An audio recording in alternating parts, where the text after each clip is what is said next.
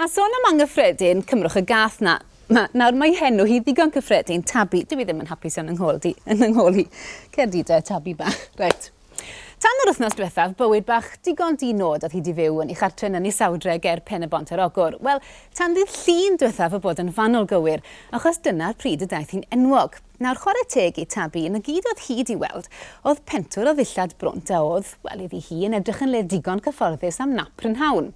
Ond yn anffodus, oedd y pentwr dillad yma y tu mewn i beiriant golchi ar drws ar agor. Mewn â hi i'r peiriant a chysgu'n sownd. A'r peth nesaf wydda hi oedd cawod o'r o ddŵr am ei ffen.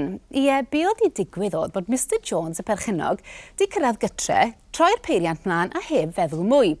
Ond cyn hir fe glywed e ryw fwmian od yn cyrraedd o berfedd y peiriant ac wrth edrych drwy'r ffinest gweld yr hen tabi yn nofio'n braf mewn galwyni o ddŵr a swigod sebon yn dod o'i chegi.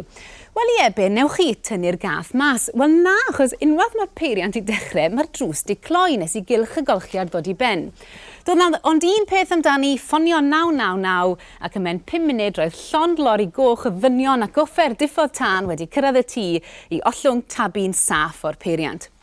Wel, mae gan bob cath 9 bywyd, medden nhw. 8 sydd gan hon nawr am hwnni, na gyfer tabi bach, hei?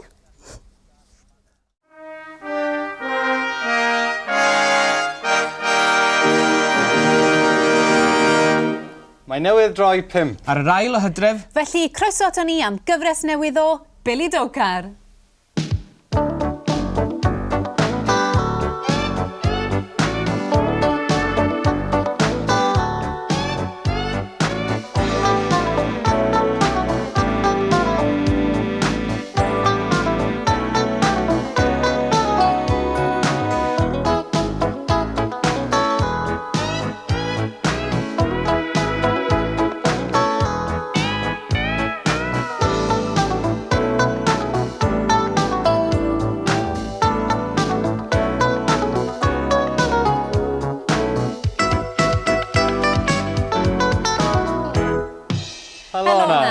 Ie, croeso nôl i chi, a chroeso nôl i chi'ch dau o'r Dwyrain Pyll, siwr athi? O, amser da iawn, diolch fawr ti. Digon i weld, digon i wneud yn dim.